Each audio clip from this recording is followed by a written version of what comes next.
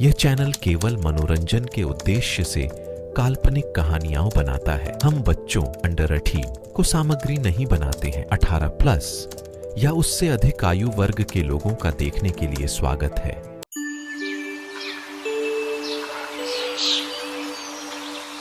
कविता की शादी एक बड़े घर में हुई थी, लेकिन उसके ससुराल वाले उसे बहुत परेशान करते थे, क्योंकि कविता के पिता एक किसान थे जिन्होंने कविता के ससुर से उधार पैसा लिया था। पैसा न चुका पाने के कारण मुंशी ने उसकी बेटी कविता का हाथ अपने बेटे किशन के लिए मांग लिया।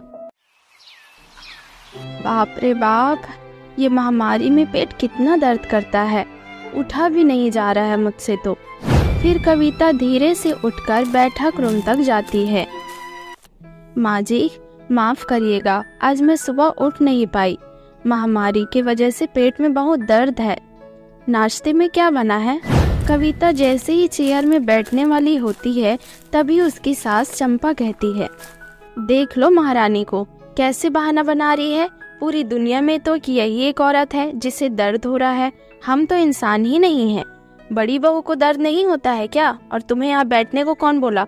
जाकर कहीं और बैठो, और हम सब नाश्ता कर लेंगे तब तुम नाश्ता करना, समझी? अब जाओ यहाँ से।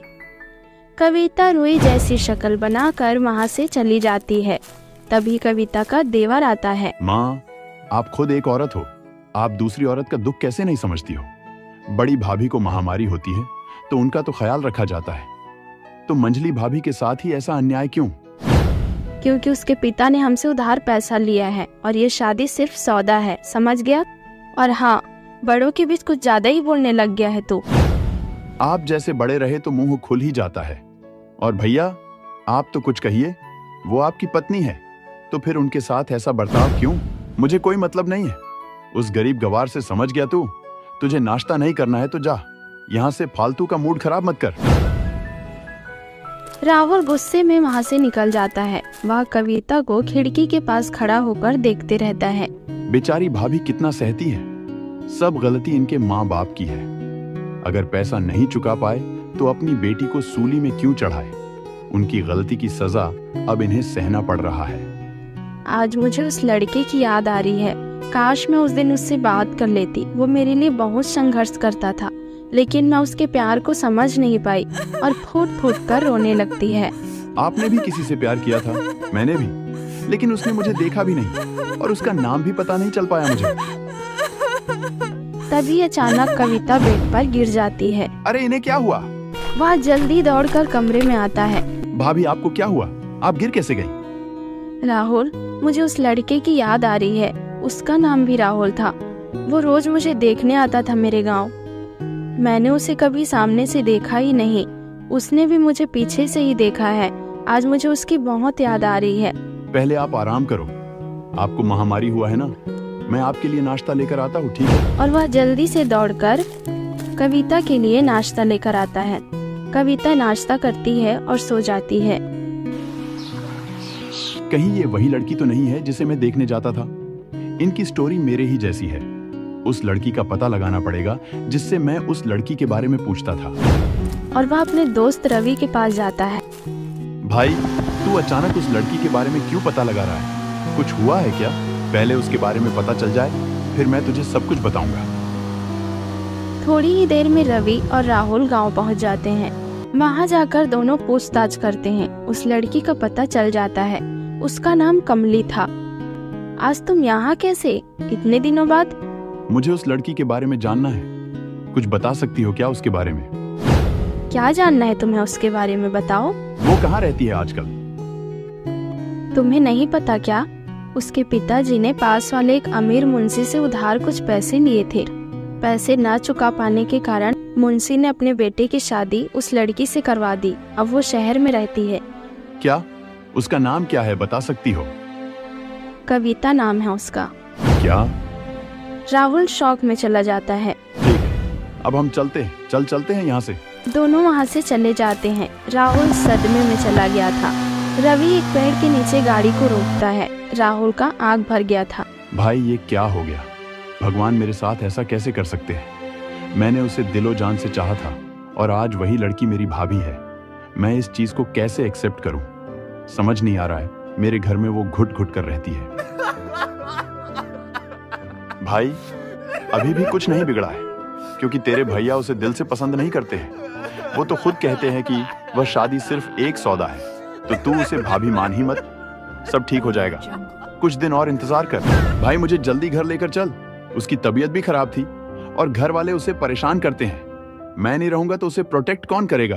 दोनों जल्दी घर की ओर निकल जाते हैं। जब राहुल घर पहुंचता है, वह देखता है कि कविता हॉल को झाड़ू लगाते रहती है और चंपा फोन में किसी से बात करते रहती है।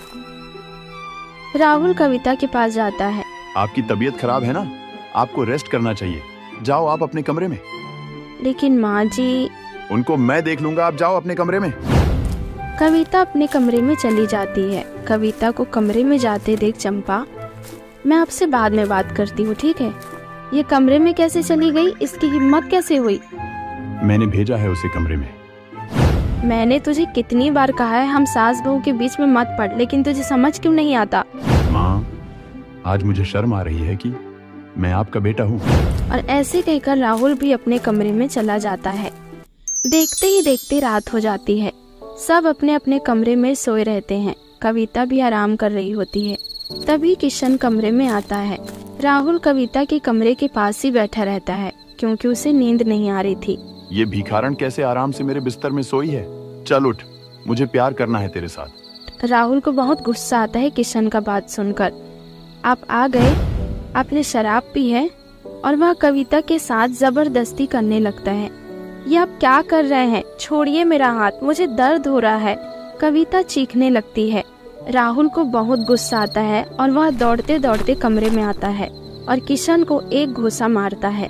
कविता कमरे का लाइट जलाती है और भागकर राहुल के पीछे जाकर खड़े हो जाती है। कमीने, तेरी हिम्मत कैसे हुई मुझ पर हाथ उठाने की? शोर सुनकर सारे घर वाले कमरे में आ जाते हैं। क्या चल रहा है यहाँ? और तू इनके कमरे में इतनी रात को क्या कर रहा है? माँ, इसने मेरे ऊपर हाथ उठाया। आप अपनी गलती क्यों नहीं बताते? जब ये नहीं चाहती तो क्यों आप जबरदस्ती कर रहे हो इनके साथ? तभी राहुल की सबसे बड़ी भाभी नित्या बोलती है, देवर जी, आप क्यों पति पत्नी के बीच में आ रहे हैं? कविता इनकी पत्नी है, वो कुछ भी करे उसके साथ, आपको क्या तकलीफ हो रही है? भाभी, ये आप कह रही हैं? मुझे आप जैसे औरत पर लानत है जो दूसरी औरत के बारे में ऐसा सोच रखती है। देवर जी, मुंह संभाल कर बात करिए, कहीं आप कविता को पसंद तो नहीं करने लग गए हैं? राहुल बहुत गुस्से में रहता है और कह देता है, मैं इसे 2 साल से पसंद कर रहा हूँ, लेकिन इसकी शादी हो गई तो मुझे पता नहीं चला, क्योंकि मैंने इसे सामने से कभी नहीं देखा था। हाँ कविता, जिस राहुल के बारे में आज तुम कह रही थी, वो राहुल मैं ही हूँ। तुम्हारे बताने से मुझे शक हुआ कि तुम वही हो जिसे मैं पसंद करता था, इसलिए मैं गांव गया तुम्हारे बारे में पता लगाने। मुझे तुम्हारी सहेली ने सारी सच्चाई बताई।